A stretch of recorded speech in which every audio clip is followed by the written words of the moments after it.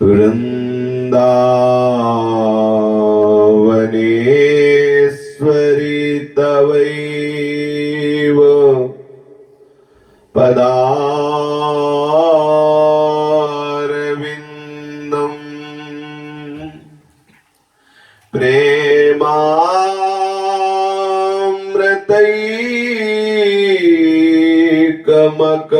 प्रेमामृतैकमकरन्द रसौघपूर्णम्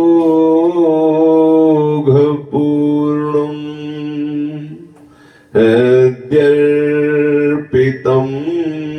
मधुपते स्मरतापमोग्रम्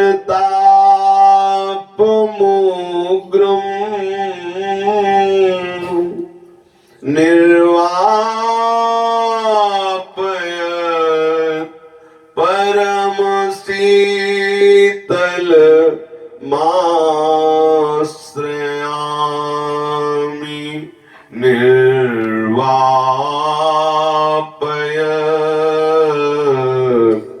परमशीतल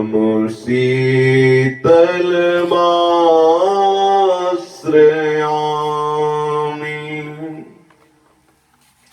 श्रीमद् श्री वृंदावन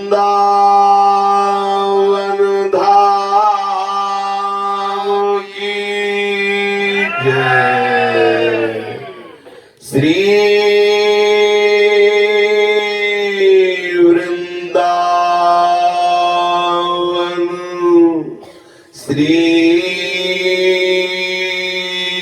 वृंदावन श्री वृंदावन श्री वृंदावन प्राण वृंदावन जीवन वृंदावन सर्वस्व वृंदावन श्री वृंदावन। श्री राधा वल्लभ लाल की जय।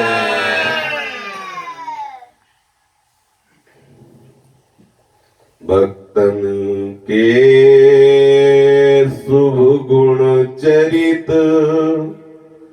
जो सुनी है चित लाए, ताके भक्ति बढ़े घनी अरु हरि हो ही सहाय।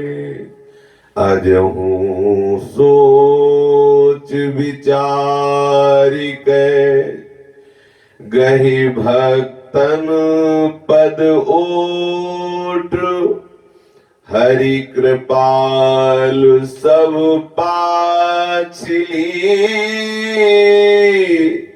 क्षमी है तेरी खोट।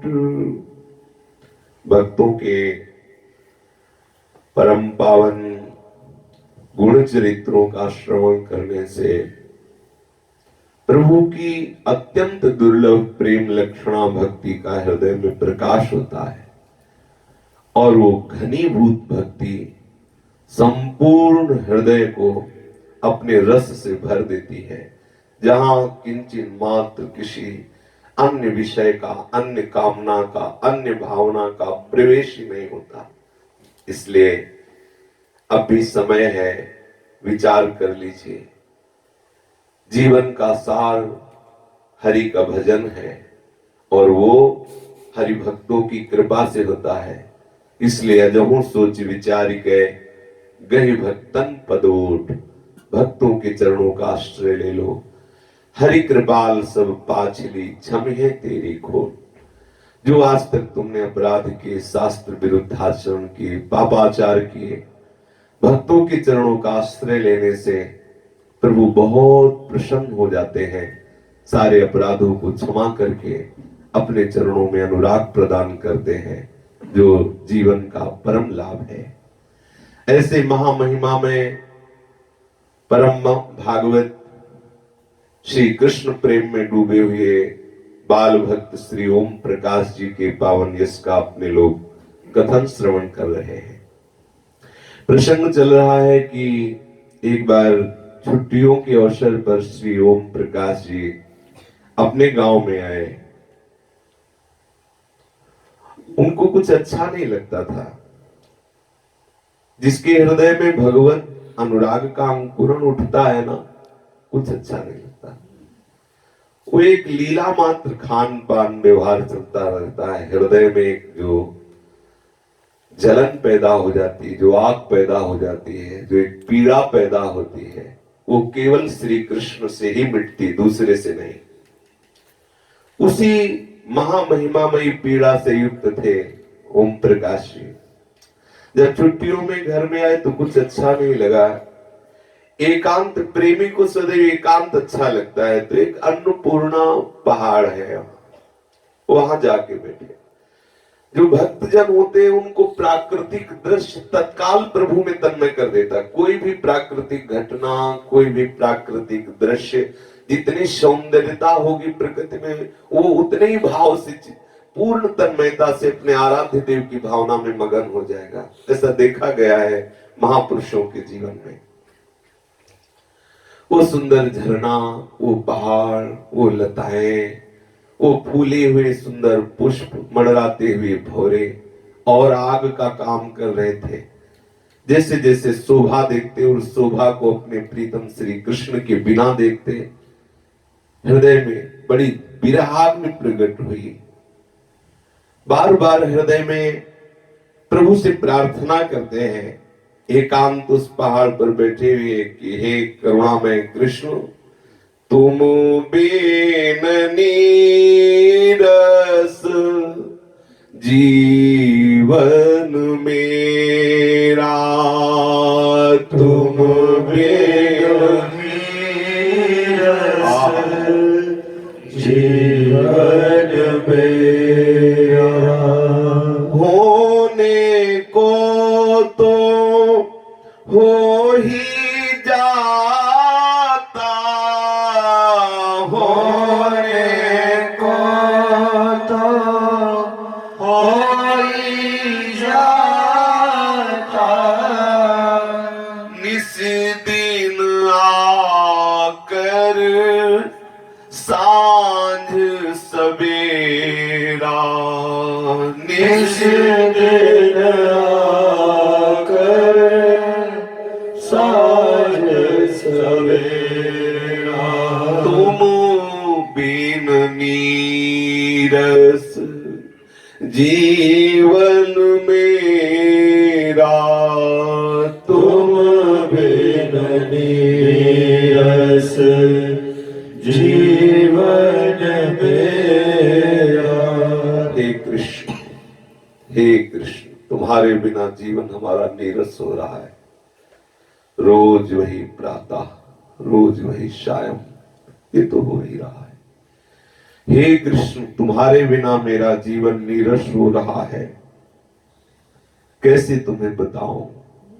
काली काली घटा उमड़ती, सावन भादो यमुना चढ़ती, काली काली घटा उमड़ती, सावन भादो यमुना चढ़ती, तरु की झुकी हुई डाली पर डाल ही डोला पेंग बढ़ाती, तरु की झुकी हुई डाली पर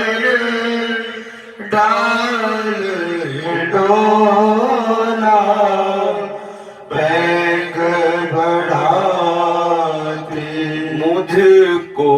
हाय, विरह ने घेरा मुझको हाय, विरह ने घेरा।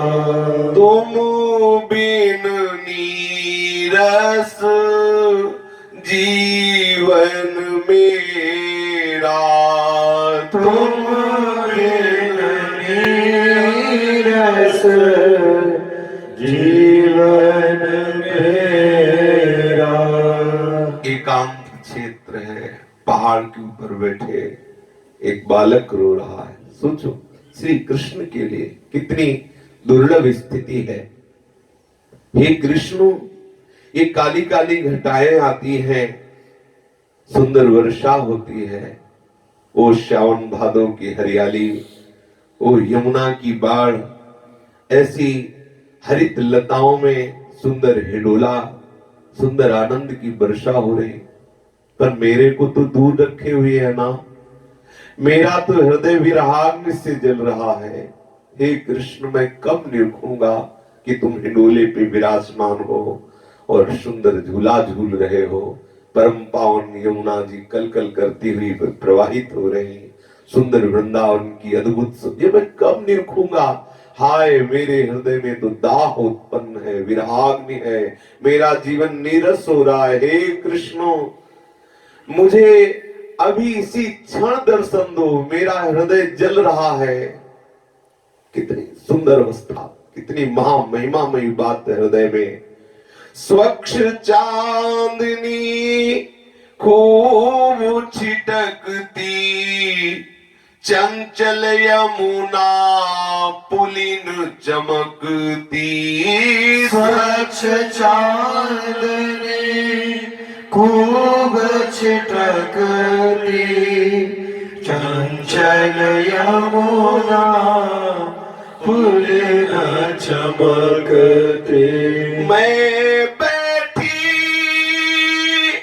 एक सघन कुंज में, यह सब दूर दूर से तकती। मैं बैठी एक सघन कुंज में, यह सब दूर दूर से तकती। लेकिन मुझे दिखाता घोर अंधेरा, मुझे दिखाता घोर अंधेरा। तुम बिन नीरस जीवन मेरा, तुम बिन नीरस जीवन मेरा। कितना सुंदर वृंदावन, छिटक चांदनी, संपूर्ण वृंदावन चांदनी से अत्यंत सुशोभित हो रहा है। और वो चंद्रमा की चांदनी सुंदर जब बालुका का दर्शन कराती है यमुना जी की, लगता है मोती पीस कर बिछा दिए गए हों।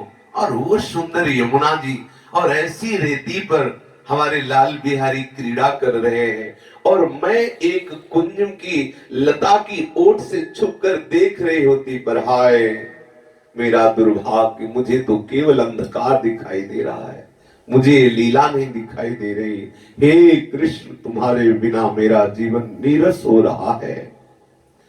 जब बसंत ऋतु है आ जाता, मुझ पर तब पाला पड़ जाता।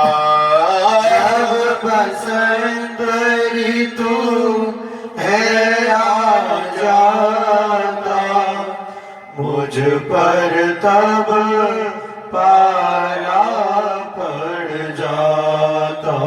आह, याद कर कर के वो दिन, मुझको बस रोना आ जाता। आह,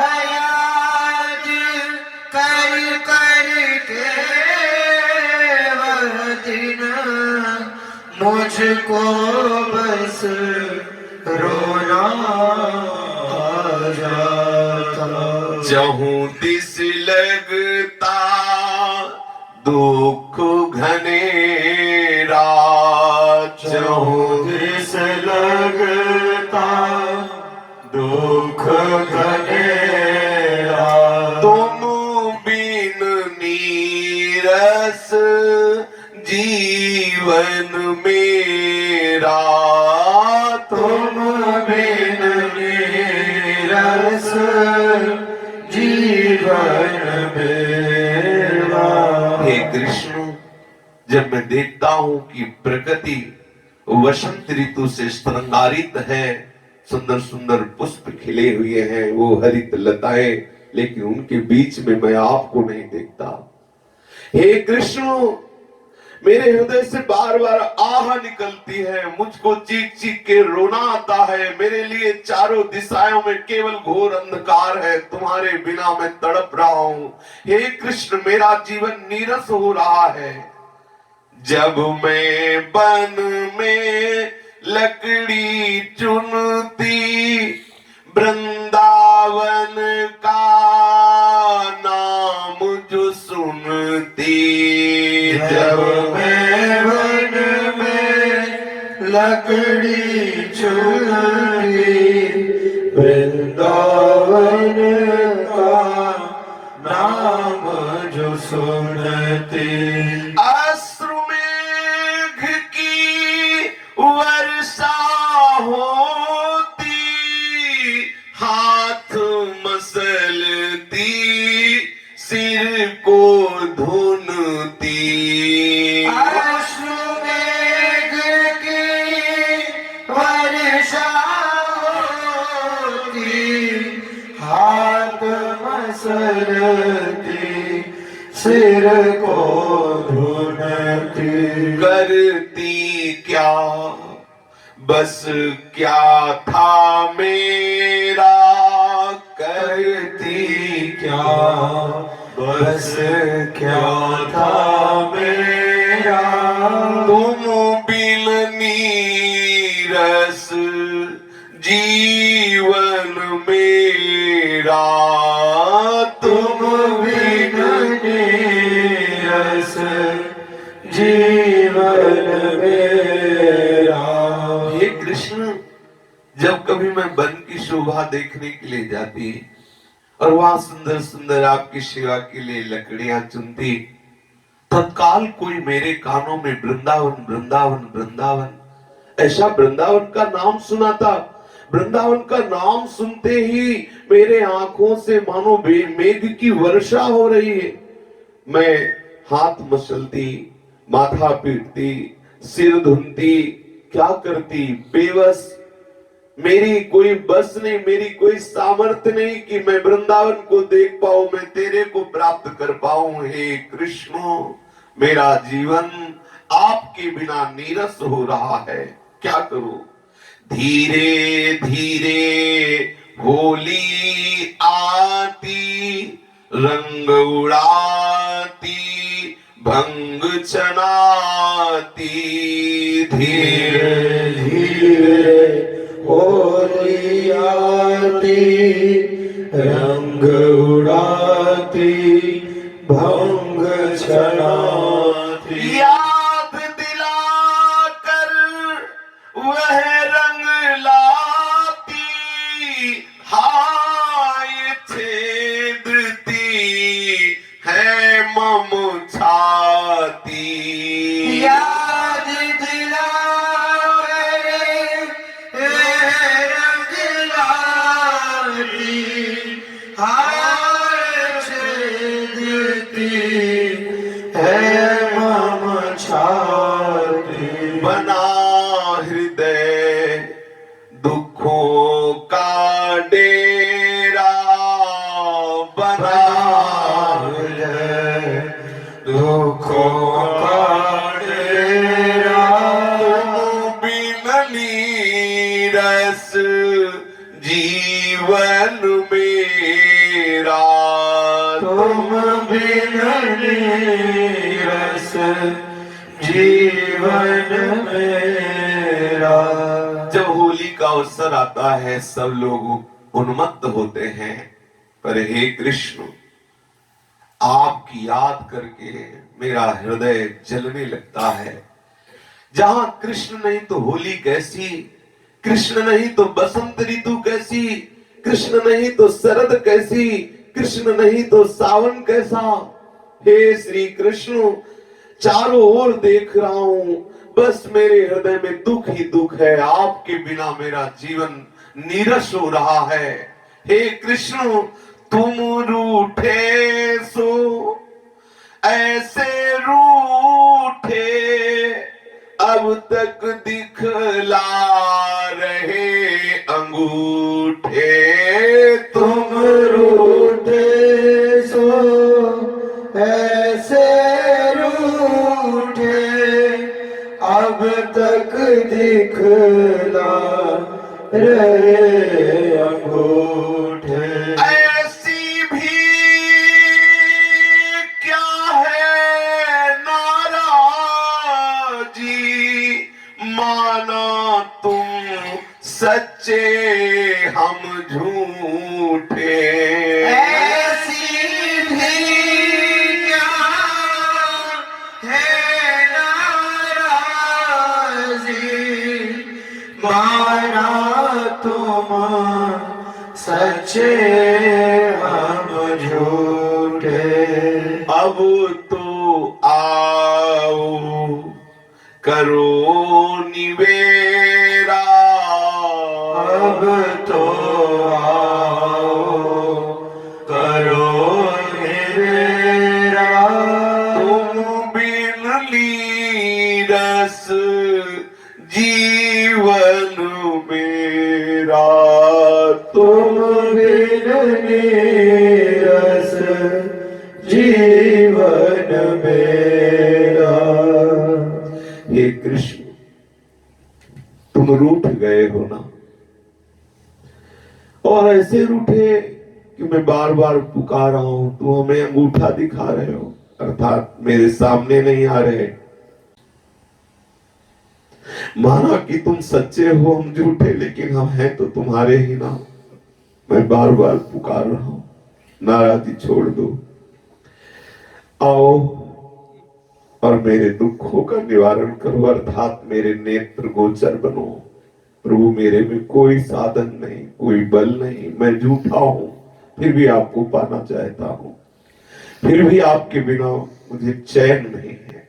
श्री ओम प्रकाश जी अपने हृदय की महान व्यथा उस एकांत पहाड़ में जोर जोर से हा कृष्ण ऐसे रो रहे हैं। ये आर्त भाव से रुदन में बहुत बड़ी सामर्थ्य है। गोपी जनों ने सब उपाय करके देखा, जब प्रीतम प्रकट नहीं हुआ तो रुदु सुश्वरम राजन कृष्ण दर्शन लालसा। तो तासा माविर्भूत छोरी स्मयमान मुखाम्बुजा पीतांबर धरा सर्गवी साक्षात मन्मथ था। करोड़ों कामदेव के मन का मंथन करने वाला वो पीतांबरधारी ललित त्रिभंगी ठाकुर, वो तो वही उनकी केवल प्रेम भरी वो आर्त पुकार को सुन करके आह्लादित हो रहा था, देख रहा था प्रेम दशा अपनी गोपियों की। ठीक ऐसे ही श्री ओम प्रकाश जी जब विकल होकर चीख चीख के रोने लगे, हा कृष्ण, एक अद्भुत घटना घटी।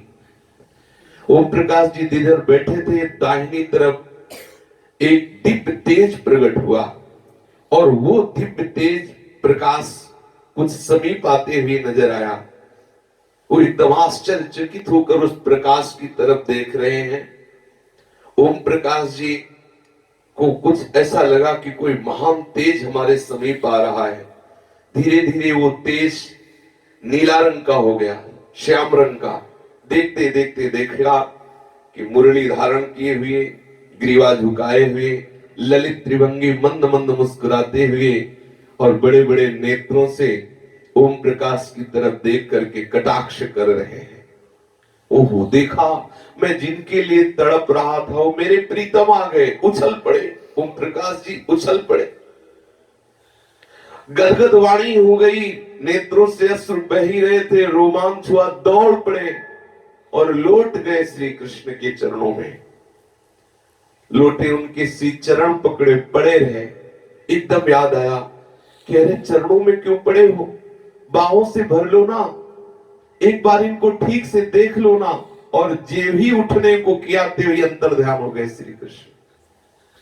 अब तो बड़ा आश्चर्य हुआ कि अरे अभी तो मैं इनके चरण पकड़े हुआ था, ये कहां चले गए। बार बार पश्चाताप करते, मैंने इनको प्रणाम क्यों किया।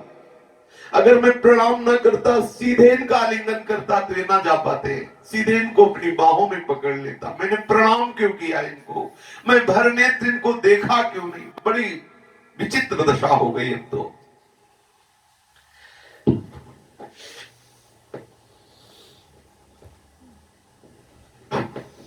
बार बार हृदय में कहते, हाय मेरी मूर्खता ने मुझे ठग लिया। मेरे प्राण प्यारे श्री कृष्ण आए, मैं उनको पकड़ न सका, उनको हृदय से बांध न सका, वो हमसे दूर चले गए।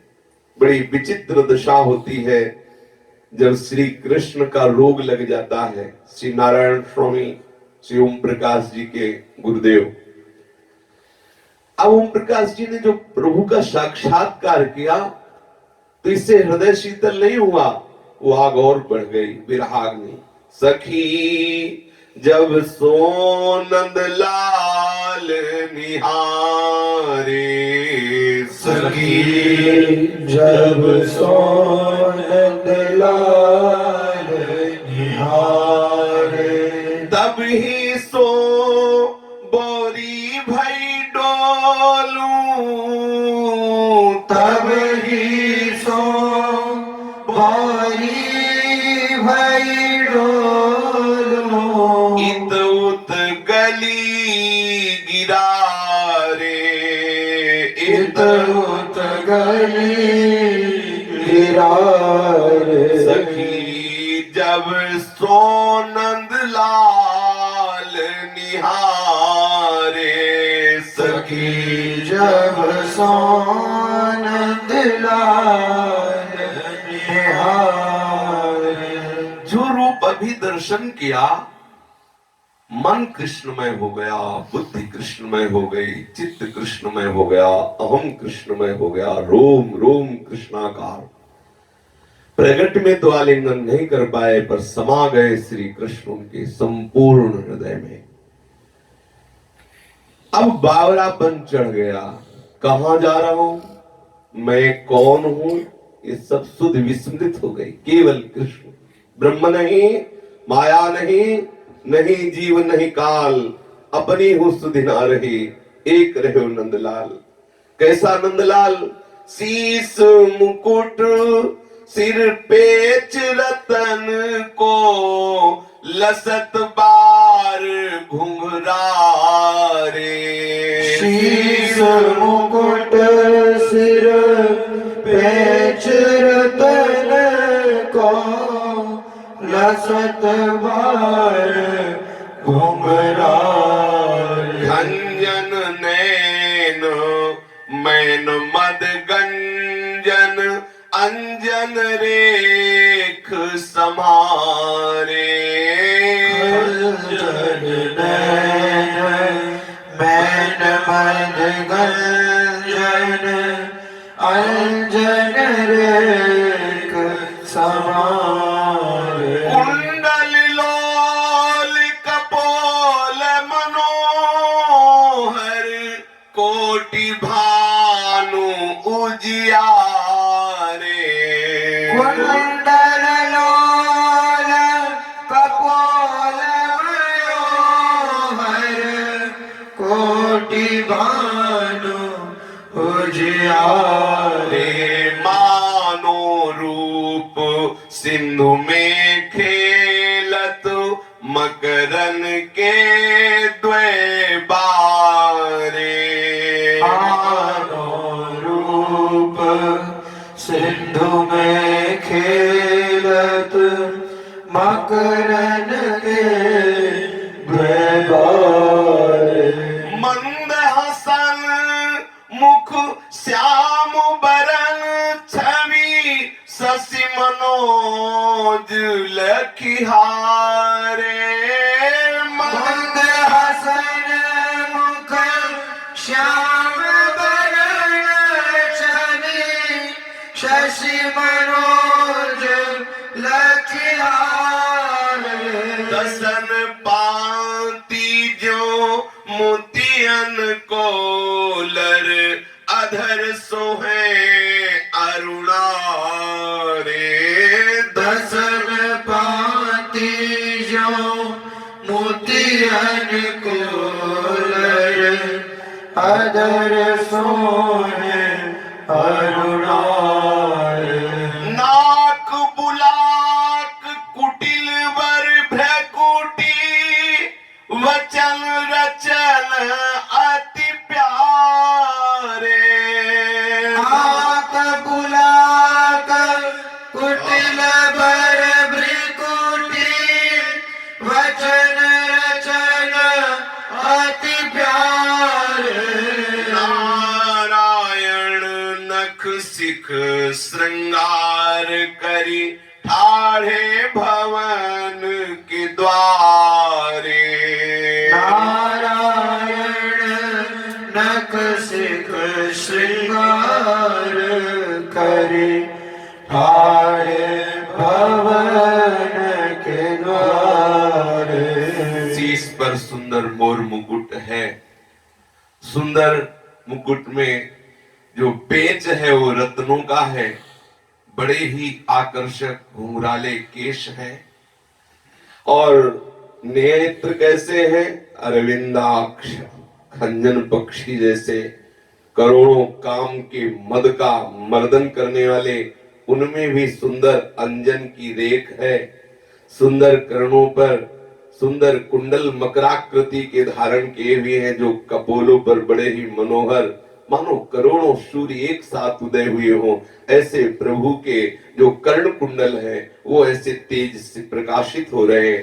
मानो रूप सिंधु में दो मकरों के बच्चे खेल रहे हो। जो कुंडल है रूप सिंधु लाल जी का मुखारबिंद है और कर्ण में जो मकराकृत कुंडल है और मंद मंद मुस्कुरा रहे हैं। श्याम कांति श्री अंगों से प्रकट हो रही है। आहा, ऐसे मुख छवि है कि करोड़ों कामदेव मूर्छित हो जाए और जो हंसने पर दंत पंक्तावली है मानो मोतियों की लहर हो। अधर बहुत ही सुंदर अरुण वर्ण के हैं और नाक में सुंदर बुलाक खिल रही जब मुस्कुरा रहे हैं। कुटिल पंख भ्रकुटी है। वचन बहुत ही मृदु है, अतिशय प्यारे हैं। श्याम सुंदर नक्श से श्रृंगार किए हुए वो भावना में समा गए श्री ओम प्रकाश जी के। मनमोहन जाकी दृष्टि परत ताकी गति होत है और न सुहात भवन तन असन बसन बनही को धावत दौर दौर नहीं की दृष्टि परत ताकि गति होत है और न सुहात भवन तन असन वसन बन ही को धावत दौर दौर नहीं धरत धीर ही विरह पीर व्याकुल भई भटकत ठोर ठोर कबहू असवन भरी नारायण मग झाकत ढोलत पौर पौर नहीं धरत धीर ही विरह पीर व्याकुल भई भटकत ठोर ठोर कबहू असुवन भरी नारायण मग झाकत डोलत पौर पौर। एक बार जिसकी दृष्टि में मनमोहन श्याम सुंदर आ जाते हैं उसकी गति बदल जाती है। उसको न भवन सुहाई देता है, न शरीर ही अच्छा लगता है, न भोजन अच्छा लगता है, न वस्त्र अच्छा लगता है। बस वो एकांत के लिए भागता है। कोई हमसे बोले ना, कोई हमसे मिले ना। उसके हृदय में धैर्य नहीं रहता। धैर्य का हरण कर लिया श्याम सुंदर ने। हृदय विरह की पीड़ा से भर जाता है। वो व्याकुल हुई भटकती रहती ठौर ठौर, आंसुओं की झड़ी लगी हुई है और झांकती रहती कि किधर से श्याम सुंदर पधार रहे। सुध नहीं है मैं कौन हूं, मैं कहां चल रही, मुझे कहां जाना, मैं कहां हूं। पग रखना चाहता है कहीं और, लेकिन पैर पड़ता कहीं और है। जाही लगन लगी घन श्याम की, जाही लगन लगी घन श्याम की। भरत कहूँ पग परत है कि तहूँ, भरत कहूँ पग परत है कि तहूँ। भूल जाए सुधि धाम की, भूल जाए सुधि धाम की। जाही लगन लगी घन श्याम की, जाही लगन लगी घन श्याम की। जिसके हृदय में श्री कृष्ण का प्यार उदय हो गया, वो पैर कहीं रखना चाहता है, पड़ता कहीं और है। सुध भूल जाती है मैं कौन हूं, मेरा घर कहाँ है, मुझे कहाँ जाना है। छवि निहार नहीं रहत सार कछु, घरी पल निसी दिन याम की। छवि निहार नहीं रहत सार कछु, घरी पल निसी दिन याम की। चित मुँह उठे तितहि धावे, चित मूठे तितहि धावे। मूर्ति न छाया घाम की, सुरति न छाया घाम की। जाही लगन लगी घन श्याम की, जाही लगन लगी घन श्याम की।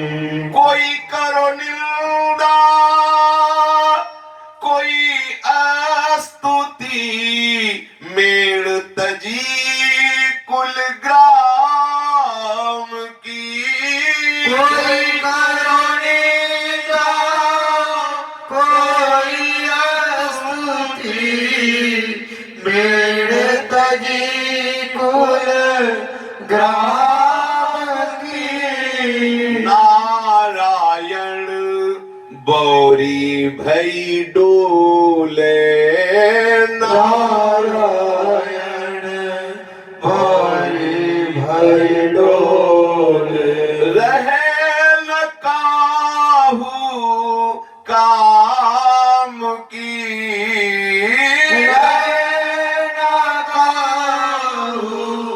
काम की। जाही लगन लगी घन श्याम की। जाही लगन लगी घन श्याम की। श्री श्याम सुंदर के श्रीअंगों की माधुरी का नेत्रों से पान करके बुद्धि पंग हो गई, अब विचार ही नहीं रह गया। बेसुध हो रही है, अब लोक व्यवहार की शुद्ध ही नहीं। कितना समय हो गया है, कौन सा पहर चल रहा है, दिन है कि रात है, कोई सुध नहीं। जिधर मुख उठा उधर ही चल पड़ा। धूप है कि छाया है, दिन है कि रात है, कोई निंदा कर रहा है कि कोई स्तुति कर रहा है। मैं किस कुल की हूं, मेरी क्या मर्यादा है, सब छूट गई। नारायण बोरी भई डूले, रहे न काहो काम की। किसी लोक व्यवहार संसार के काम की नहीं रह गई, क्योंकि उसके हृदय में घनश्याम की वो अद्भुत रूप माधुरी ने पूर्ण अधिकार कर लिया है। अब मन मन नहीं रहा, बुद्धि बुद्धि नहीं रही, चित्त चित्त नहीं रहा, अहम अहम नहीं रहा। ये कैसे हो गया? बोले सांवरे की जिन निरखी मुस्कान, सांवरे की जिन निरखी मुस्कान, सो तो भई घायल ताही छिन बिनु बरछी बिनु बान। ओ तो भई घायल ताही छिन बिन बरछी बिन बान, सांवरे की जिन निरखी मुस्कान, सांवरे की जिन निरखी मुस्कान, कल नहीं लेती धरत नहीं धीरज तलपत मीन समान। कल नहीं लेती धरती नहीं धीरज तलपति मीन समान, नारायण भूली सुदितन की बिसर गयो सब ज्ञान। नारायण भूली सुध तन की बिसर गयो सब ज्ञान, सांवरे की जिन निरखी मुस्कान, सांवरे की जिन निरखी मुस्कान, जिसने घनश्याम की मंद मुस्कान का अपने नेत्रों से पान कर लिया उसकी दशा बदल जाती है। जो श्री श्याम सुंदर के नेत्रों से घायल हो गया है, यहां बरछी नहीं चली है, यहां बाण नहीं चला, केवल तिरछी चितवन से हृदय घायल कर दिया। एक सेकंड के लिए वो कभी प्रभु का विस्मरण नहीं कर सकता। कल नहीं परत, कोई धीरज बंधाना चाहे तो धैर्य नहीं है। जैसे मछली को जल से अलग कर दो तो तड़पती रहती है, ऐसे उस श्री कृष्ण के लिए हृदय तड़पता रहता प्रतिपल। एक बार मंद मुस्कान युक्त चितवन की चाह समस्त ब्रह्मादिक के जितने भोग हैं सहज में वैरागी बना देती है। फिर एक मंद मुस्कान का साक्षात्कार, किंचन मात्र कोई और स्मरण नहीं रह जाता, एकमात्र श्री कृष्ण। वो तन मन सुध सब भूल गई, केवल श्री कृष्ण, केवल श्री कृष्ण। सांवरे बदन छवि सदन मदन मद गंजन अंजन दृगरेख, अति ही बिकल नहीं जिय में परत कल जब सो श्याम लियो देख। ये नैना रिझवार नयेरी, नैना रिझवार नयेरी, एक बेर लखी रूप लाल को, एक बेर लखी रूप लाल को, तजी घर बार फकीर भैरी, तजी घर बार फकीर भैरी। अब देखे बिनु डारत आंसू युग समान पल बीती गएरी। अब देखे बिन डारत आंसू युग समान पर बीत गए। नारायण ये हुअति चंचल फल पाए जो बीज बैरी। नारायण ये हुअत चंचल फल पाए जो बीज बैरी। श्याम सुंदर का श्री अंग छवि का समुद्र है, कामदेव की मद का मर्दन करने वाला है। आहा, अंजन रेख देखते ही हृदय घायल कर देने वाली, विकलता पैदा हो जाए, कल न परे। जिसने भी श्याम सुंदर को एक बार देख लिया घर बार तज के फकीर हो गया, लोक व्यवहार के काबिल नहीं रहा। कुल मर्यादा लोक मर्यादा जितने भी धर्म कर्म है सब चौपट हो गए। एकमात्र श्याम सुंदर, कुल का हो, किसी भी संप्रदाय का हो, कहीं भी किसी भी मर्यादा का हो, सब बांध तोड़ करके जो सरिता सावन जल उमगे सन्मुख सिंधु सिधारे, जो सरिता सावन जल उमगत सन्मुख सिंधु सिधारे, जीव नाद हिमन दिए कुरंगन प्रगट पारधीम। ये अद्भुत स्थिति श्री कृष्ण के प्रेमियों की हो जाती है। वो बावरे बन जाते हैं, फकीर बन जाते हैं। अब ये नेत्रों ने जो बीज बोया उसी का फल भोगते हैं। क्या दर्शन की लालसा की श्री कृष्ण की, अब रात दिन रो, ना नींद है नेत्रों में, न चैन है हृदय में, बेचैन होकर केवल हा कृष्ण और आंसू बहाते रहो। श्री कृष्ण का दर्शन होते ही अन्नपूर्णा पहाड़ में श्री ओम प्रकाश जी की ऐसी अद्भुत स्थिति हो गई।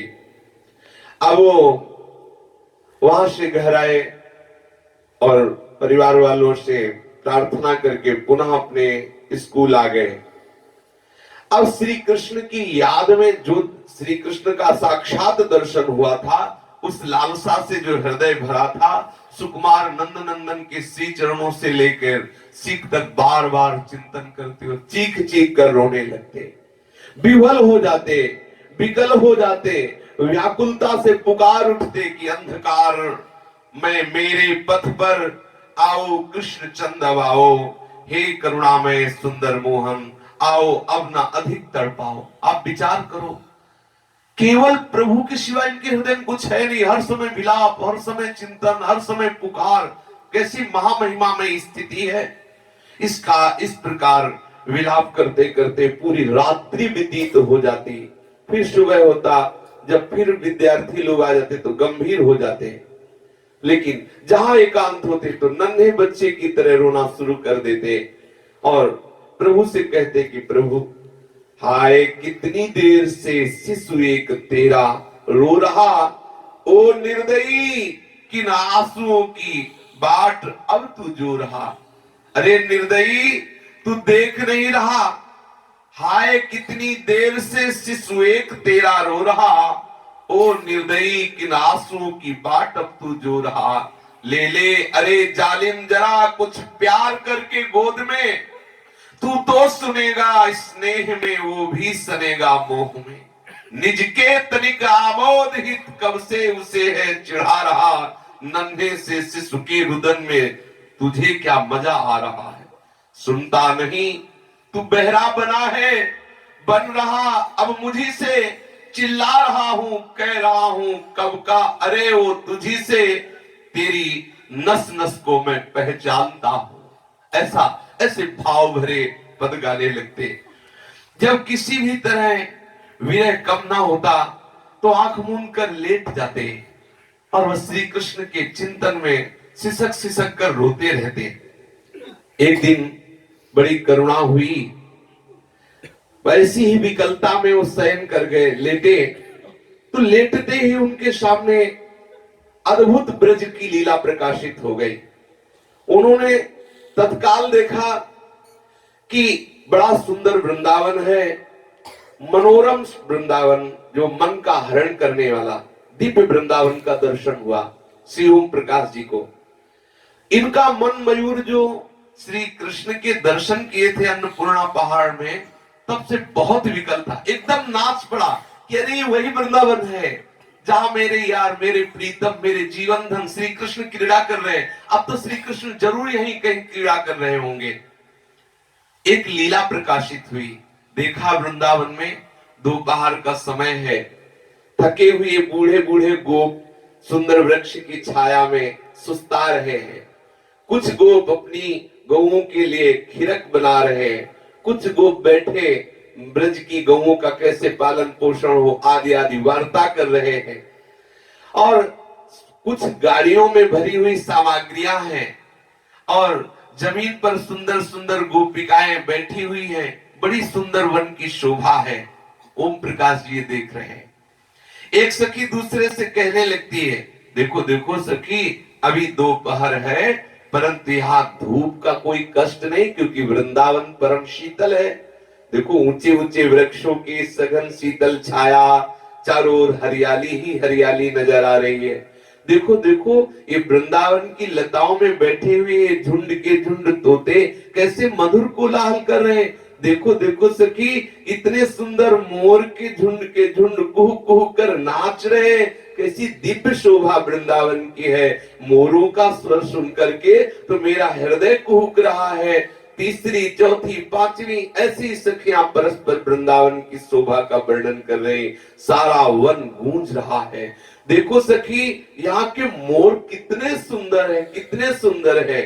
गोकुल में न ऐसी शोभा है, न ऐसे मोर, न ऐसे तोता मैंने देखी। दूसरी सखी बोली, मोर तो मोर, सखी तेने कोयल की वाणी नहीं सुनी? कितनी प्यारी वाणी है यहाँ की कोयल की। पता नहीं वृंदावन में सब चीजें इतनी सुंदर क्यों लग रही है, इतनी मधुरता क्यों है, इतना आकर्षण क्यों है। तीसरी बोली, अरे इधर तो देख, ये यमुना की चंचल धारा पर धूप पड़ने से कैसी चमचमाहट हो रही है। एक सखी बोली, जेठ का महीना है, फिर भी यहाँ ठंडक लग रही है। यहाँ कितना सुंदर, बिना घर बनाए भी रहा जा सकता है। एक कुंज की बाट ले लो और उसमें सुंदर घर की तरह कुंज में रहो। दूसरी बोली, अगर कुंजे आपस में बांट ली जाए और सब अपने गोकुलवासी वृंदावन की कुंजों में रहे तो कितना अच्छा होगा। ये सब ओम प्रकाश जी देख रहे हैं।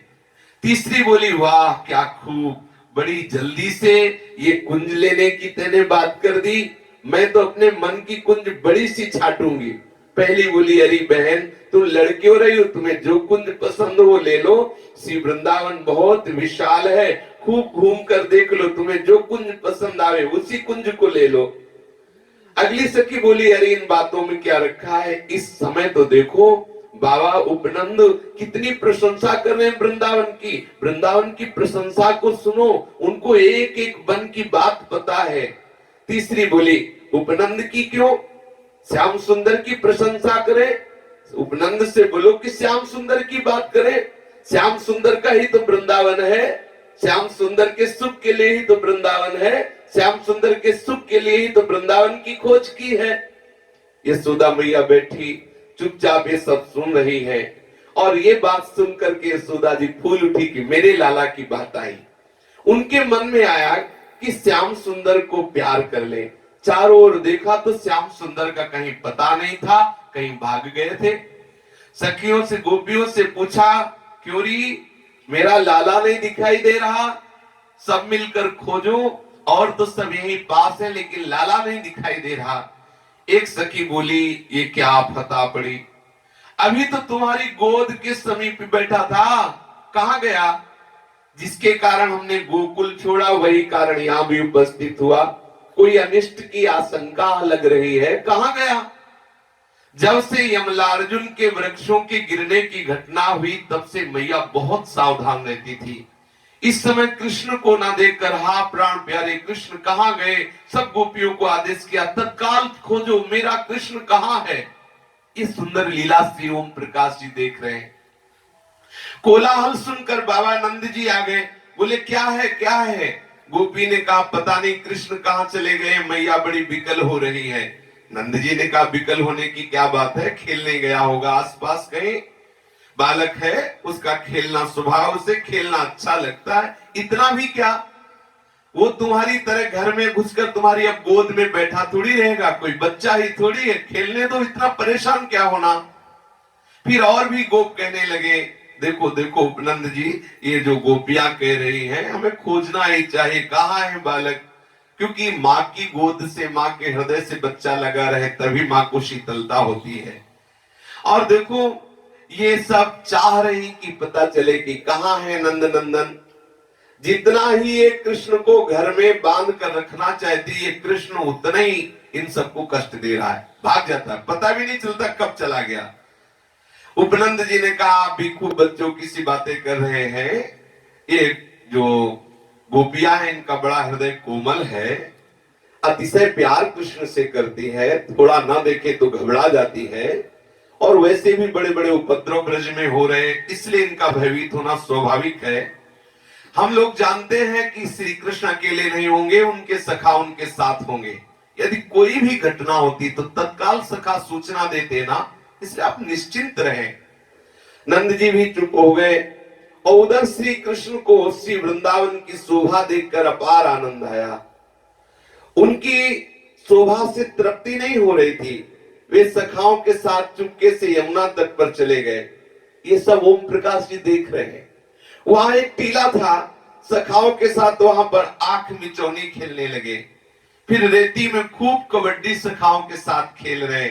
उसके बाद नटवर लालजू को एक नई सूझ आई और नया खेल करने को बंसी बजाया, सब ग्वाल बाल इकट्ठे हो गए।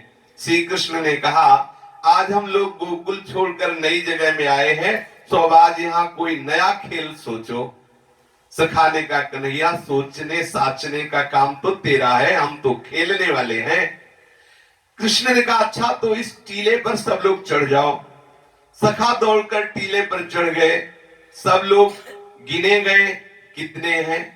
बलराम सहित सब 12 सखा प्रधान प्रधान वहां थे। श्री कृष्ण सब सखाओं को एक पंक्ति में खड़े किए, एक पंक्ति में 4 खड़े किए, एक पंक्ति में 5, फिर सबको हटाकर 4-4 की 3 पंक्ति बनाई। फिर सोचा कोई लंबा है कोई छोटा, इसलिए कद के अनुसार फिर से सबको हटा करके वो पंक्ति ठीक की। दाऊ जी जिस पंक्ति में खड़े होते वही पंक्ति बड़ी लगने लगती, बार बार इधर उधर हटाते दाऊ जी को गुस्सा आ गया।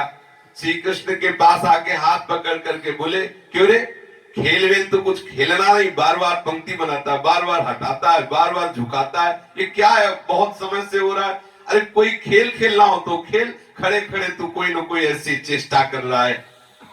दाऊ जी ने देखा कि श्री कृष्ण कुछ ऐसा जैसे डांट देने पर रोने की सी सूरत कर ली, बस अश्रु निकलने वाले हैं, तो दाऊ दादा घबरा गए, क्योंकि बहुत प्यार करते हैं श्री कृष्ण से, हृदय से लगा लिया और दुलार करने लगे। मैं तो ऐसा ही कह रहा था, अरे लाला तू काहे को रोए, अरे कृष्ण तू काहे को, और सब सखाओं से कहा, जब हम डांट रहे थे तो तुमने हमें क्यों नहीं डांटा? देखो हम श्री कृष्ण को डांट दिया, अब देखो अब हम गलती मानते हैं, तुम रोना मत। बड़ा प्यार श्री कृष्ण को कर रहे हैं।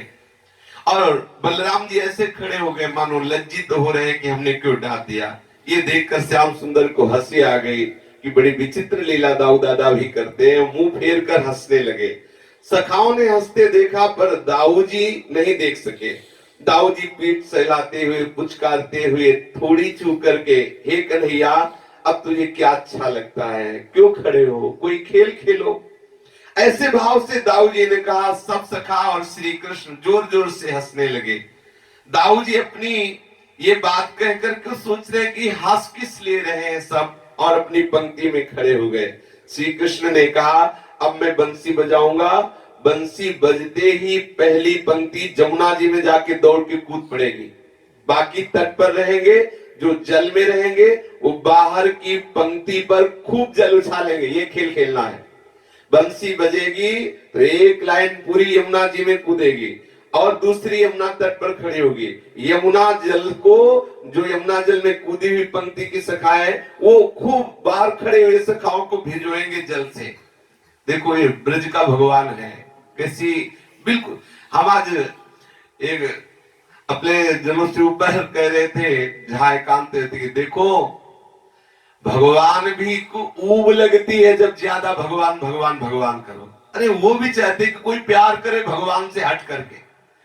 अब किसी कलेक्टर को सब कलेक्टर ही हर समय कहे तो कोई मित्र भी तो होना चाहिए, कोई प्यार करने वाला हर समय बाबूजी साहब साहब साहब, तो ऊब जाता है। कोई भी हमारे ठाकुर जी भी ऊब जाते हैं, इसलिए ब्रजवासियों से प्यार करते हैं। ब्रजवासी साहब और भगवान सब एक कोने में रख देते हैं, मेरा यार है, मेरा प्राण प्रीतम है।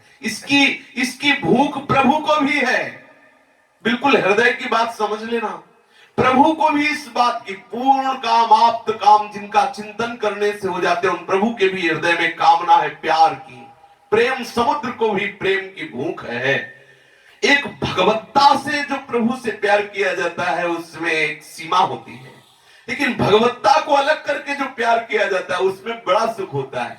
देखो, जो श्री विठल नाथ जी है, भगवत्ता से प्यार करते हैं कि मेरा सर्वेश्वर भगवान बालक है, ऐसा भाव, दोनों वात्सल्य और ऐश्वर्य साथ है। ठाकुर जी कभी भी विठल नाथ जी के साथ नहीं खेलते नजर आए, और खेले कहां जाके, भंगी के लड़के के साथ। अब जरा सूक्ष्मता से विचार कीजिए, अखिल लोक चूड़ामणि परम पुण्य श्लोक प्रभु कहां खेले, क्यों खेले, थोड़ी बात समझो, हृदय की बात समझो। वो चाहते कि थोड़ी देर ये भगवान का बोझ अलग करके और हम बिल्कुल सहज में खेले। अब वो अबोध बालक है भंगी का, वो बिल्कुल नहीं जानता कि ये भगवान है। एक सुंदर श्याम सलोना मित्र मिल गया है, ऐसे मित्र भाव से खेल रहे हैं।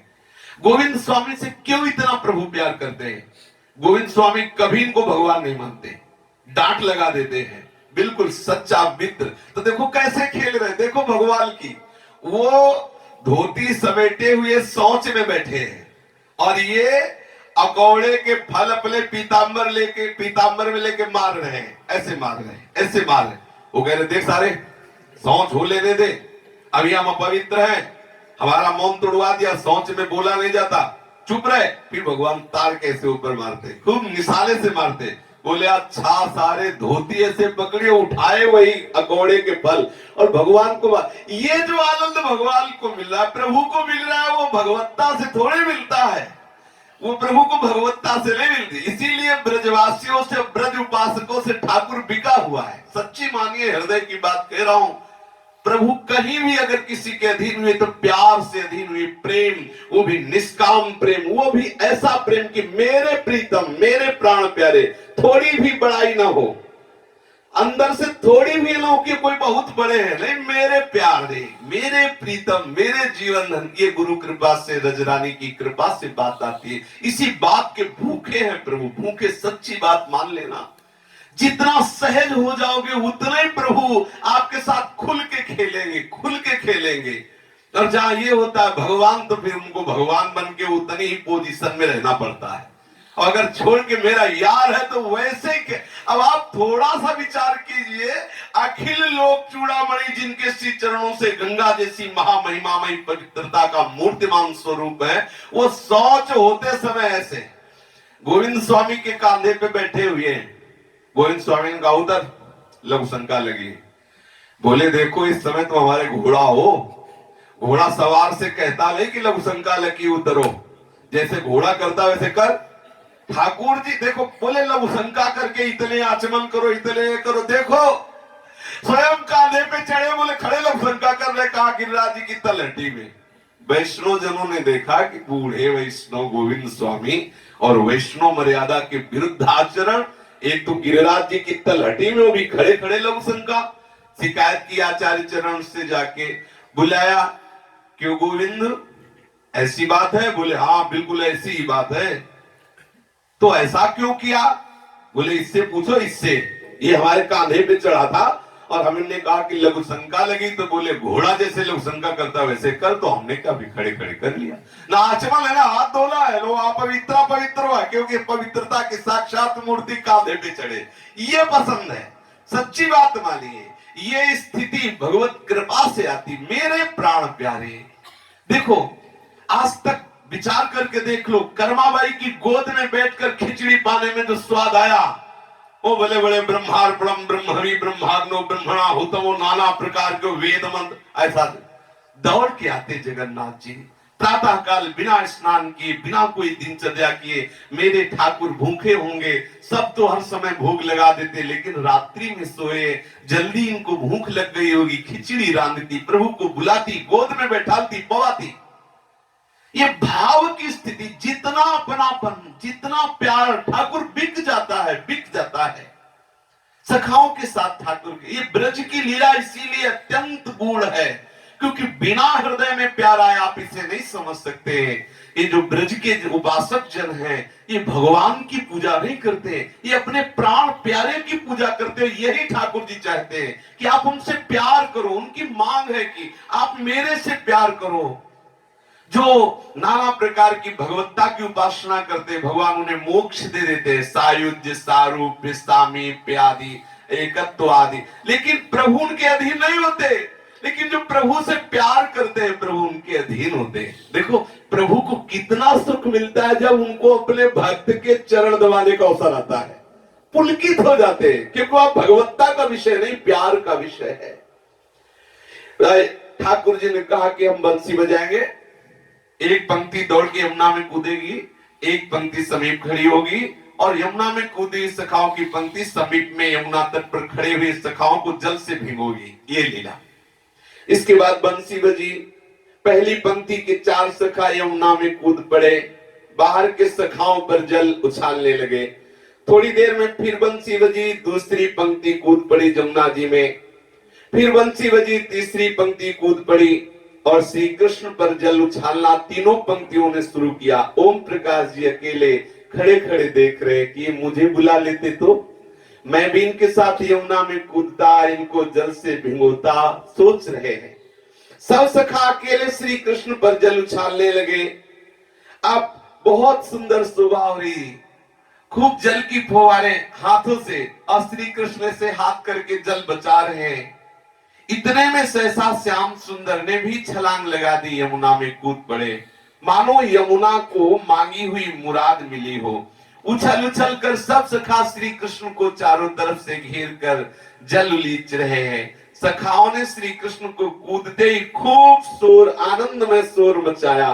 सखाओं ने घेर लिया, चारों ओर से जल की वर्षा शुरू कर दी। अद्भुत जल क्रीड़ा हो रही, बड़ी देर तक जल में सब उछलते रहे। श्याम सुंदर की आंखों में जल मारते। जब श्याम सुंदर परेशान हो गए तब वो डुबकी लगा लेते हैं और एक सखा के ऊपर चढ़ जाते, उसे डुबोते हैं। गौर से देख रहे ओम प्रकाश जी, यदि श्याम सुंदर मेरे साथ ऐसा करते कितना अच्छा होता। लेकिन वहां कौन सुनता है, सब आनंद में मगन है, सब एक दूसरे से खेल रहे हैं। अब श्री कृष्ण विकल होकर भाग रहे हैं। श्री कृष्ण ने देखा कि अब इस सखा में छोड़ने वाले नहीं, तो रोने की लीला कर रहे हैं, ऐसे खड़े होके। कभी भागते हैं, जब सखा जल ज्यादा इनके ऊपर फेंकते हैं तो ऐसे रोने का ऐसा दिखाते हैं कि मानो मुझे कष्ट हो रहा है। और जहां सखा थोड़ा दया करते हैं तो बस सखाओं को पकड़ पकड़ के यमुना जी में डुबो रहे हैं, बड़ा सुख में लीला कर रहे हैं। श्री दामा कहने लगा कि कन्हैया कन्हैया, ये तो सब तुम देख रहे हो, वो दूर खड़ा हुआ एक, ये कौन है? वहां दिव्य लीला में प्रवेश ओम प्रकाश जी का। श्री रामा ने कहा कि कन्हैया, हम सब तो खेल रहे, आनंदित तो रहे, तुमने देखा वो दूर खड़ा हुआ सखा कौन है? बड़ा हिम्मत वाला है कि आप खेल रहे हैं और वो दूर खड़ा है, वो आपके बीच में नहीं आ। तो बीच में ही मनसुखा बोल पड़ा, भैया श्री दामा, मैं इसका नाम जानता हूं, ये विचित्र सखा है, ये अभी अभी वृंदावन में प्रवेश पाया है। गोकुल में तो लुक छुप कर रोज हमारे कृष्ण के दर्शन की चाह करता रहा। मैं पीछे नंद भवन में जब टहलता था तो देखता था श्री कृष्ण के मिलन के लिए व्याकुल होता। जब गाय चराने जाता था तब भी देखता था श्री कृष्ण के लिए रो रहा है। आज ये पहली बार हमने इसे देखा है वृंदावन में श्री कृष्ण की लीला का दर्शन करते हुए। एक दिन की मैं तुम्हें बात बताऊं, मैं नंद भवन में सो रहा था। यशोदा मैया की सैया पर हमारा मित्र कन्हैया सो रहा था। रात में मेरी आंख अचानक खुली, तब मैंने देखा यही सखा, यही जो दूर खड़ा चुपचाप है, ये सैया के समीप खड़ा हो गया और चुपके चुपके श्री कृष्ण को देख रहा था। मैंने समझा कि अजब है, देखो ये खड़ा खड़ा, इसकी टांगे भी नहीं दुख रही और एकटक नेत्रों से देख रहा है, इसकी आंखें भी नहीं दुख रही, इसे नींद भी नहीं आ रही, और ये लुक छुप कर कन्हैया को ही देख रहा है। ये कैसा बावरा है। थोड़ी देर बाद ये जो सखा है ये श्री कृष्ण की सैया पर गया और श्री कृष्ण को अचानक छाती से लगाकर उसके ऊपर चढ़ बैठा, अर्थात हृदय से लगा लिया और बड़ा प्रेम मगन हुआ। फिर श्री कृष्ण के समीप नाचने लगा, फिर श्री कृष्ण के समीप शयन करता। श्री कृष्ण का हाथ जो यशोदा मैया के वक्षा स्थल पर रखा था, पेट पर रखा हुआ था, इस सखा ने धीरे से उठाकर अपनी छाती पर रख लिया और विचित्र आनंद का दर्शन करा रहा है। इस पर यशोदा मैया की नींद टूट गई और देखा कि ये कौन नया आकर के हमारे कन्हैया के पास लेट गया। यशोदा मैया बहुत चौंक पड़ी और एक छड़ी उठाई और वो छड़ी बड़ी जोर से इसके ऊपर जमाई। ये जो बड़ा शांत भाव से खड़ा है, मनसुखा ओम प्रकाश जी के लिए कह रहे हैं कि मैया ने एक बड़ी छड़ी जोर से लगाई।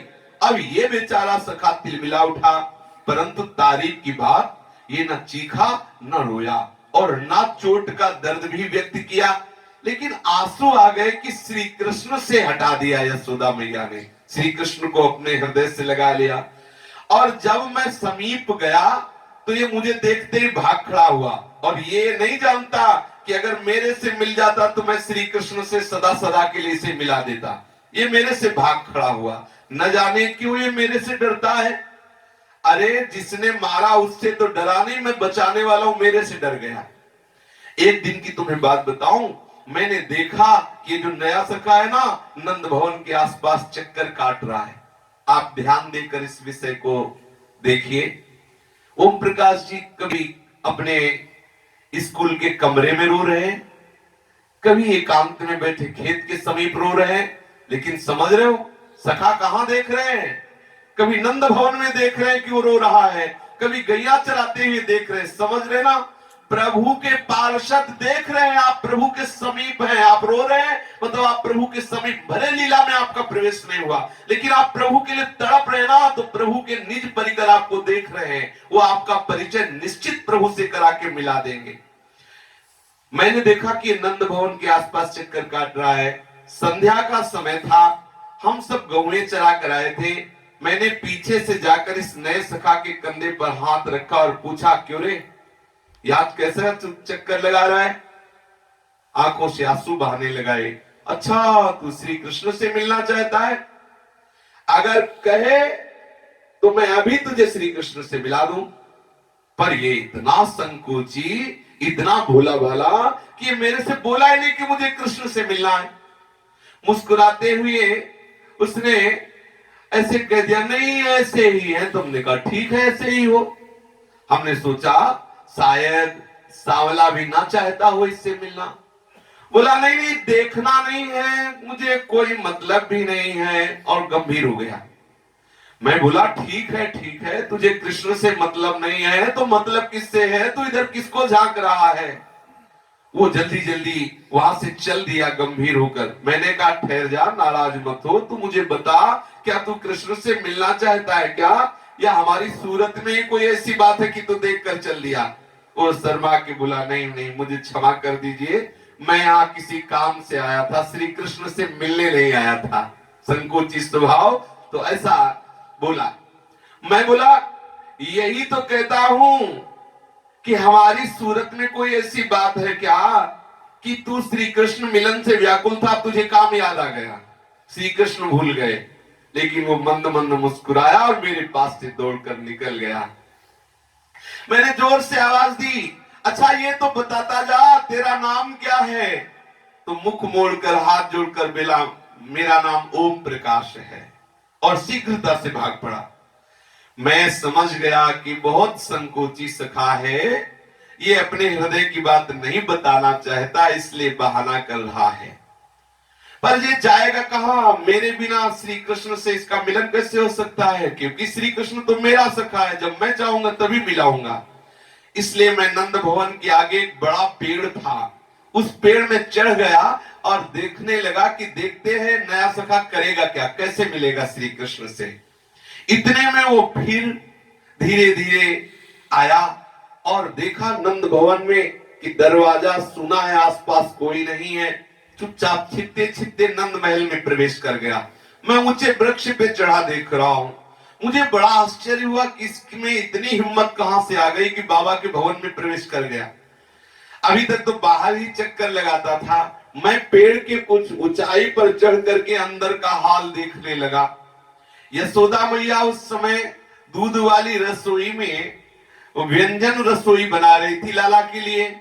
संध्या की अंधेरी में आते हुए इस सखा को देखते ही चौंक कर बोली कि अरे मनसुखा, ये वही आ गया जिसको मैंने छड़ी लगाई थी। ये सुनकर वो घबरा गया। नहीं नहीं नहीं नहीं, न मुझे कृष्ण से मतलब नहीं, मैं तो ऐसे ही आया था। यशोदा मैया ने कहा कि तू ऐसे ही हमारे भवन में आया था, अब तू एक नई नई चाल करता है और मेरे घर में चक्कर लगाता है, मेरे कन्हैया को परेशान करता है। श्री कृष्ण इस समय गाय दुहने गए हैं और तू यहां अंदर कैसे आ गया? न जाने कौन है, नाम बता तेरा, क्या नाम है तेरा? चुप हो गए, कुछ बोल नहीं रहे। सुनते ही श्री कृष्ण दूर से प्रफुल्लित हो रहे कि मैया की डांट लग रही, अच्छा है। देखो ये प्रत्येक पल अपने प्यारे जनों के समीप है, यही डांट लगवाते हैं। जब डांट लगे तो समझ लेना वो सुन के प्रसन्न हो रहा है, जिसमें तू राजी मैं राजी। मैं क्यों नाराज हूं? यदि मेरी पिटाई हो रही, मेरे को गाली मिल रही, तो मेरा प्यारा प्रसन्न हो रहा, तो मुझे यही तो करना है। एक एक भक्तों की लीला में एक एक वो आचरण सुनने को मिलते हैं, वो बातें सुनने की मिलती है, जिससे हमारा हृदय आनंद से भर जाता है।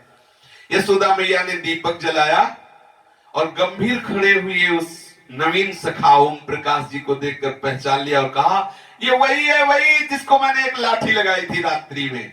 यशोदा जी बोली, निकल बाहर निकल, तू इधर फिर कैसे आ गया? अब वो तो हटने का नाम ही नहीं ले रहे थे। तो मैया यशोदा जी जो सुंदर रसोई बना रही थी, उसमें कंडा भी लगते हैं आग में, तो एक कंडा पकड़ा और जोर से मारा, ले तू यहां खड़ा रहेगा। कंडा भी लगा लेकिन उठ तक नहीं किया, पांव बाहर नहीं निकाले, और मैं पेड़ के ऊपर बैठा देख रहा था। जब देखा कि मैया बहुत नाराज हो रही तो धीरे से निकले। मनसुखा जी कह रहे, मैं जिस पेड़ पर चढ़ा था उसी के नीचे बैठ गया। मैं धीरे धीरे पेड़ से नीचे उतरा और देखा कि वो सिसक सिसक कर रो रहा है, हा कृष्ण हा कृष्ण। फिर न जाने क्या सूझी, जो मैया ने कंडा मारा था ना, वही कंडा चुपचाप लेके आया था। बार बार कंडे को चूम रहा है, माथे पे रख रहा है, हृदय से लगा रहा है और बार बार कंडा अपने माथे से रगड़ रहा है। बड़ी आश्चर्यमयी दशा। मैंने सोचा कि इसे क्या हो गया, जिस कंडे से मारा उसी कंडे को चूम रहा है, माथे से लगा रहा है और फिर उस कंडे को लेकर कृष्ण कृष्ण कृष्ण कृष्ण ऐसा कह के नाच रहा है। अच्छा, तो जो मेरे हुक्म से नाचता है उस कृष्ण का यह दीवाना है। नजदीक गए, बोले देख मेरी बात मान ले, जिस कृष्ण के लिए तू रो रहा है मेरा नौकर है। मनसुखा ने कहा, मैं जैसा कहूंगा वैसे ही करेगा। देख ठोड़ी पकड़ के कहा, ओम प्रकाश जी की ठोड़ी पकड़ करके, मनसुखा ये सब चिदानंदमय है। ओम प्रकाश जी की ठोड़ी पकड़ कर कहा, तू मेरी विनय कर, मेरे पैर पड़ और कहे कृष्ण से मिला दे तो मैं मिला दूंगा। तू मेरे से छुपाव करता है। अरे कृष्ण बेचारा मेरी आज्ञा नहीं टाल सकता। ये स्वाद है, ये स्वाद। कृष्ण बेचारा, ये स्वाद है। सोचो, जिसके डर से काल भी डरता है, सखा उसके कितने गर्व है। अरे कृष्ण बेचारा मेरी आज्ञा कैसे टाल सकता है। कितना स्वाद है इस बात पे, कितना सुख है इस बात पे। मुझे अपने सौभाग्य पर घमंड है कि मैं जो कह दूं मेरा प्यारा मेरी बात नहीं टाल सकता। हां, वो कोई मेरा साहब थोड़ी है, मेरा यार है। मनसुखा कह रहे, वो नवीन सखा आश्चर्य से मेरी ओर देख रहा है।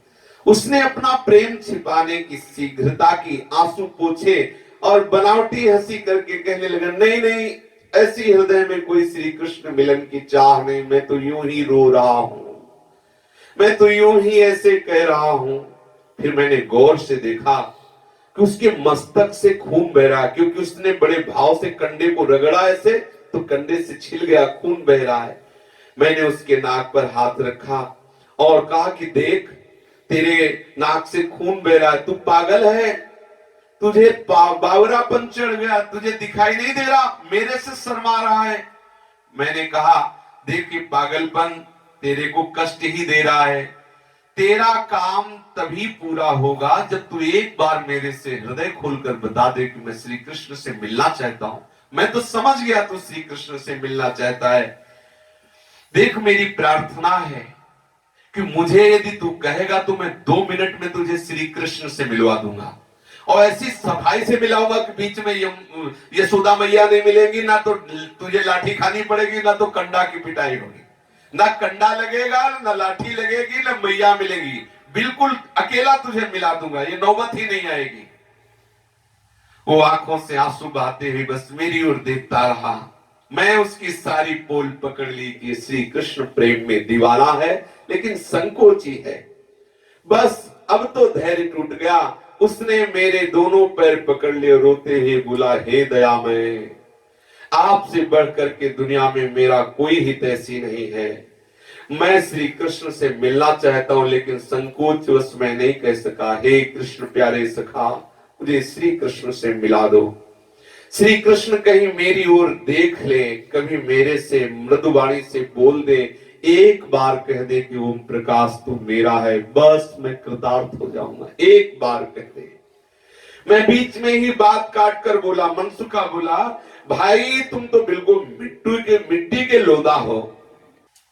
तुम ऐसा कहो कि भैया कृष्ण से मिला दो, निश्चित समझो, मुझे अपने साथ खिला ले। कृष्ण तू मेरा प्राण प्याला सखा है, ईश्वर मत मान।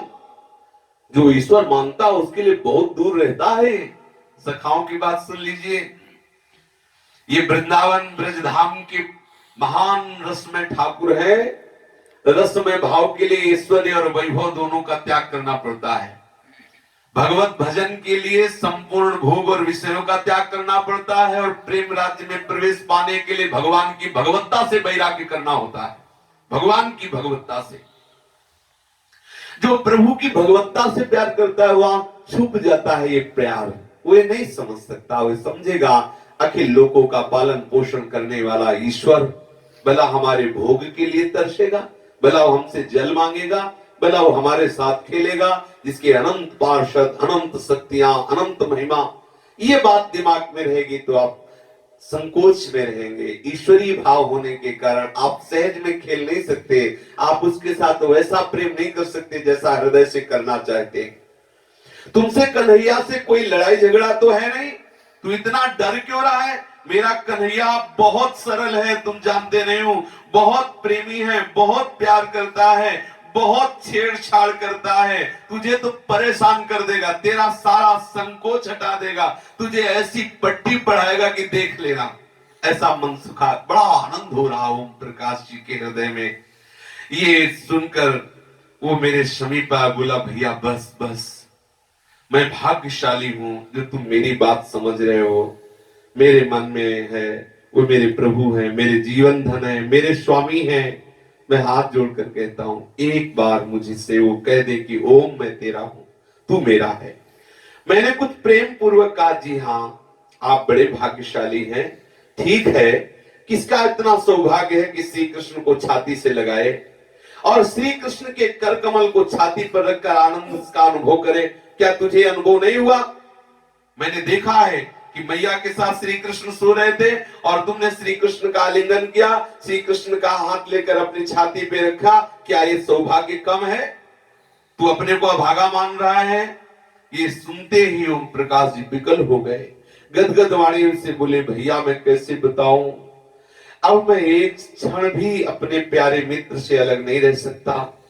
सचमुच मैं अपने हृदय में देखता हूं तो मुंह दिखाने योग्य नहीं हूं, मैं बड़ा अपराधी हूं।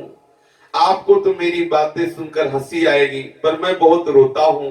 मेरा मन कहता है मैं श्री कृष्ण लायक नहीं हूं, मुझे लज्जा आती है। मैं अपने को प्रेमी समझता हूं, लेकिन बिल्कुल प्रेम मेरे हृदय में श्री कृष्ण के प्रति नहीं है। मैं जैसा आपके सम्मुख प्रकट कर रहा हूं ना, वैसा नहीं हूं। मैं तो दंड का अधिकारी हूं, मैं कपट कर रहा हूं। और फिर रोने लगे। मुझसे उनकी सरलता देखी ना गई। वाह रे सरलता! मेरी भी आंखों में आंसू छलक पड़े। मनसुखा श्री दामा से कह रहे, मैंने दौड़ करके ओम प्रकाश जी को छाती से लगाया, बड़ी देर तक छाती से लगाकर अपने आंसुओं से उसके मस्तक को भिगोता रहा। बड़ा सुख मिला कि श्री कृष्ण प्रेमी को हृदय से लगा रहा हूं। ऐसा मालूम पड़ता था मानो आनंद की वर्षा हो रही है। थोड़ी देर में मैं उसे आश्वासन देता हुआ, उसके आंसू पोंछता हुआ कहा, ओम प्रकाश, तुम्हारे भोलेपन की हद हो गई। तुम्हारे इस सच्चे प्रेम पर तो सातवें आसमान में भी यदि होता ना कृष्ण तो आ जाता। अरे वो कृष्ण तो मेरा परम प्रिय मित्र है, तुम्हारे प्रेम से तो पत्थर भी पिघल जाए। श्री कृष्ण तो प्रेम स्वरूप ही है, तुम व्यर्थ ही रो रहे हो। ये बातें पाप या अपराध की नहीं है, ये तुम्हारा विशुद्ध प्रेम है। तुम तो इस समय दिव्य भाव से युक्त होकर दिव्य देश में हो। ये जो तुम्हारी भावना है, ये तुम्हारी दैन्यता है। ओम प्रकाश, तुम्हें श्री कृष्ण की सदा सदा के लिए प्राप्ति होगी। तुम धैर्य धारण करो, बिना मतलब तुम रो मत। वो बोला कि आपको लगता होगा कि बिना मतलब रोए, अगर आप कृपा करना चाहते तो अभी उनको बुलवा दीजिए। ऐसा कहकर वो मेरी ओर प्यासे नेत्रों से देखने लगा। मैं बहुत शीघ्र से उठकर चल दिया और श्री कृष्ण के पास पहुंचा। कृष्ण कृष्ण उस समय भोग रोग रहे थे। मैंने कहा, ए कन्हैया, ये रोटी बाद में खाना, बाहर आ। श्री कृष्ण ने इशारे से पूछा, क्या? मैंने कहा, तेरे से मिलने के लिए कोई तड़प रहा है, वो बाहर खड़ा है। यशोदा मैया उस समय बढ़िया घी की चुपड़ी रोटी, सुगंधित घी की से चुपड़ी हुई नरम नरम रोटी परोस रही थी। वो समझ गई और मेरी तरफ गुस्सा होके बोले, अरे प्रसाद तो पा लेने दे, भोग तो पा लेने दे। जब देखो तब कृष्ण को, चल बाहर चल, खेलने चल, अरे खाने तो दे। तू उसके लिए तो नहीं कह रहा जिसे मैंने एक कंडा मारा था, छड़ी मारा था। वो मेरे लाला के पीछे क्यों पड़ रहा है? तेरी अकल में पत्थर पड़ गया है? इतने कम है जो उसको परेशान करते, एक नया और परेशान करने वाला लिया। रोज एक नई घटना होती रहती है। तुझे पता नहीं कि ब्रज में भेष बदल बदल करके असुर लोग आते हैं हमारे लाला को दुख देने के लिए। मुझे किसी पर अब विश्वास नहीं रह गया है और नए आदमी पर तो बिल्कुल विश्वास नहीं रह गया है। पता नहीं कौन आके मेरे लाला को क्या कष्ट दे। ये मैया का वात्सल्य। मैया को समझाना तो ब्रह्मा के भी बस की बात नहीं थी। मैया से सारा ब्रज डरता है। मैया अगर क्रोधित होकर डांट दे तो किसी के सामर्थ्य नहीं के सामने खड़े हो सके। मैं लौट पड़ा, लेकिन मन में ही सोचता कि ओम प्रकाश को जाके क्या कहूंगा। वो तो बेचारा आशा लगाए बैठा होगा, क्या कहें उसका। सचमुच हमें लगता है कोई भाग्य ही ऐसा है। ऐसा सोचते सोचते बाहर आया तो बाहर आकर देखा तो वहां ओम प्रकाश का कहीं पता ही नहीं था। बाहर निकलते समय मुझे किसी के भागने की आहट मिली। जब मैंने उसे देखा तो समझ गया ये द्वार पे खड़ा था, मेरी और मैया की बातें सुन ली, इसलिए वो बेचारा निराश होकर भाग रहा है। कई रोज तक मैंने उसे ढूंढा। शायद वो दुखी होकर यमुना के समीप हो या यमुना में कूद गया हो। उस दिन के बाद आज यहाँ वृंदावन पर दिखाई दिया है। ये पीछे की घटना श्री मनसुखा जी श्री दामा को सुना रहे। मुझे तो मालूम होता है कि अब इसे सदा सदा के लिए ही वृंदावन मिलने वाला है। कहीं कन्हैया को देखकर ये मोहित हो गया है, इसलिए अब तो पहले गोकुल आता जाता था, अब वृंदावन। मुझे तो ऐसा लगता है कि इससे प्रेम रोग हो गया है। ये कन्हैया और वृंदावन, ये अब दो को छोड़ नहीं सकता। श्री दामा, अरे भैया मनसुखा, तू तो बड़ा प्रेमी है। हमें लगता है जिस श्री कृष्ण के रोग में हम सब रोगी हैं, उसी में ये भी रोगी हो गया है। मनसुखा, अरे यार, ये कृष्ण बड़ा निष्ठुर है, देखने में बड़ा सुंदर है, बोलता बड़ा मधुर है, बड़ा मीठा बोलता है, सबको अपना दास बना लेता है, पर हृदय का बड़ा कठोर है, फंसा के छोड़ता रहता है। और अपने लोग भी इसी लाइन में हैं, फंसा लिया और गायब हो गए। फंसा तो लिया बड़े अच्छे ढंग से, ना इधर का रखा ना उधर का रखा, और ऐसी लीला कर। अच्छा, इनका क्या चला जाएगा भाई? कुछ होता कि कुछ कम हो जाएगा तो भाई मत मिलो, कुछ कम तो होना नहीं। बड़े विचित्र है, कैसे क्या, कुछ बात समझ में नहीं आती। बस एक यही बात समझ में आती कि रोते रहो कभी रीझ जाएंगे। कोई तो उस पर इस तरह जान छिड़कता है और ये उसको तिनके के बराबर समझता है, मिलता है। इसका दिमाग सातवें आसमान पर चढ़ गया है। मनसुखा ने कहा कि लोग तो इस पर प्राण छिड़कते, इतना प्रेम करते हैं, ये इसका दिमाग सातवें आसमान पर चढ़ा है। अजी, मैंने कई बार इससे ओम प्रकाश के प्रेम की सराहना की, बार बार जिक्र की, पर ये टेढ़ी गर्दन करके मेरी तरफ देख लेता, जवाब नहीं देता, अपने को बड़ा समझता है। सुबल ने कहा, अरे यार होगा कोई, सैकड़ों कन्हैया के प्रेमी डोलते रहते हैं, मरने की बात करते रहते हैं, छोड़ो उसकी बात, श्री कृष्ण के कोई चर्चा चलाओ। मनसुखा ने कहा, श्रीदामा मुझे तो इस पर बड़ा गुस्सा आ रहा है, श्री कृष्ण प्रेमी की बात छोड़ दो, कृष्ण की बात करें। मगर ये चुप नहीं हुआ तो मैं इसके एक दो हाथ कर दूंगा। देखो श्री कृष्ण के प्रेम में जो मतवाला है, मुझे श्री कृष्ण से भी अधिक प्यारा है। आहा, अगर ये ऐसे नहीं माना ना तो हम दाऊ जी से शिकायत करके इसे पिटवाएंगे। ये फंसा लेता है और फंसा के तड़पाता रहता है, इसको बड़ा घमंड हो गया है, इसका सारा घमंड हम ठीक करेंगे, अपने को भगवान समझने लगा है। देखो देखो ये ओम प्रकाश दौड़ रहा है और श्री कृष्ण उधर से आ रहे हैं, देखो देखो, तत्काल देखा सखाओं ने, और श्री कृष्ण नजदीक आते आते दूसरी तरफ भागने लगे। ओम प्रकाश जी ने दौड़कर पीतांबर का छोड़ पकड़ लिया। देखो श्री कृष्ण ठहर गए, वो ओम प्रकाश दौड़कर श्री कृष्ण के समीप आ गए। सब सखा दौड़ पड़े और श्री कृष्ण और ओम प्रकाश को घेर लिया। श्री कृष्ण को घेर करके कहने लगे कि देखो अब तुम्हें इसे छोड़ना नहीं है, और ओम प्रकाश जी पीतांबर पकड़े हुए खड़े हैं। इतने मनसुखा ने कहा कि ले कैसे खड़ा है, डाल गल भैया डाल, तेरे अंदर इच्छा थी ना कि मैं इसे अपनी बाहों में जकड़ लूं, जकड़ने ले फिर भाग जाएगा, बड़ा चंचल है श्री कृष्ण, ये बड़ा चोर है श्री कृष्ण, कब चुरा के भाग जाएगा तुझे पता। साहूकारी मत दिखा, या गंभीरता मत दिखा, या सकुचा मत, दौड़ और हृदय से लगा ले इसको। अपने प्राण प्रिय श्री कृष्ण के लिए ऐसी जब बात कही तो सखाओं से ठाकुर जी ने कहा कि देखो ये ओम प्रकाश को पकड़ो, इसे पकड़ करके खड़ा करो, और ये मेरा ओम प्रकाश है और इसे मैं आलिंगन करूंगा। जेही का मेरा ओम प्रकाश, यही तो सुनने के लिए तड़प रहे थे। श्री कृष्ण ने कहा सखाओ ये मेरे को आलिंगन नहीं करेगा, ये मेरा ओम प्रकाश है, इस ओम प्रकाश को पकड़ो और मैं इसका आलिंगन करूंगा। अपने प्राण प्रिय श्री कृष्ण के मुख से अपना नाम सुनकर ओम का हृदय आनंद से नाचने लगा। ओह कितना सुंदर लग रहा है जब मेरे प्राण प्यारे श्री कृष्ण मेरा नाम ले रहे हैं।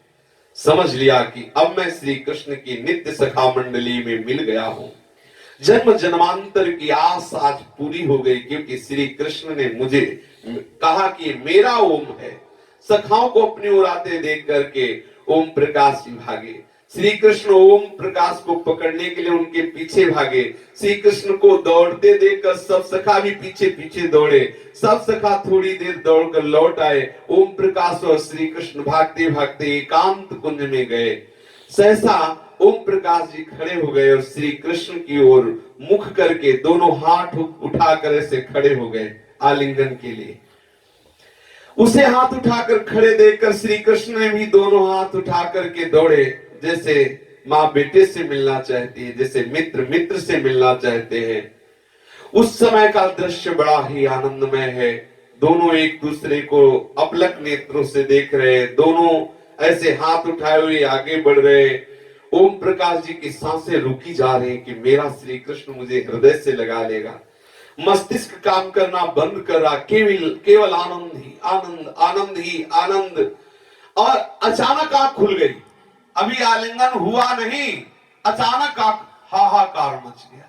ये लीला देखी, बस आलिंगन होने वाला ही था कि आंख खुल गई, फिर हृदय में हाहाकार मच गया।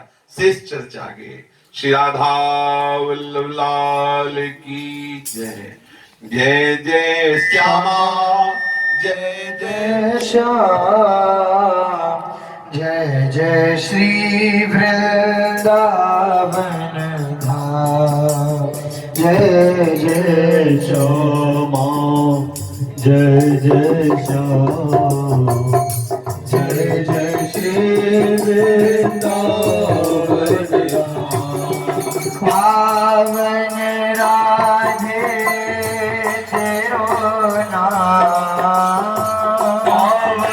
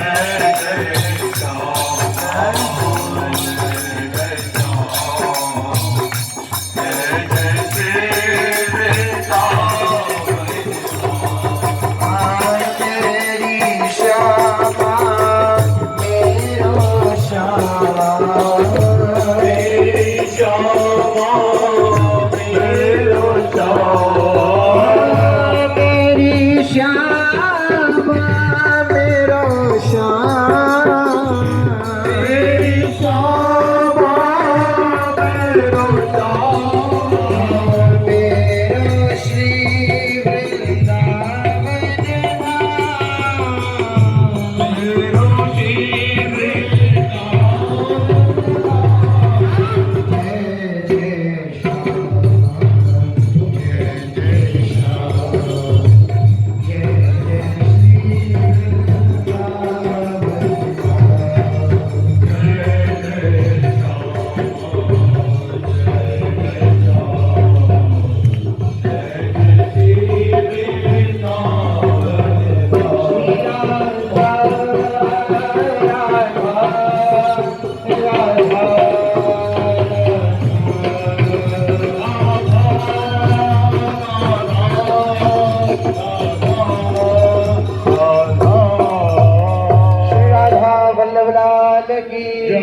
महाप्रभु श्री हरिवैश्चंद्र जी महाराज की जय, सेवक जी महाराज की जय, सहचरी वृंद की जय, श्री वृंदावन धाम की जय, श्री यमुना रसराज की जय, समस्त संत हरि भक्तन की जय, श्री सद्गुरुदेव भगवान की जय।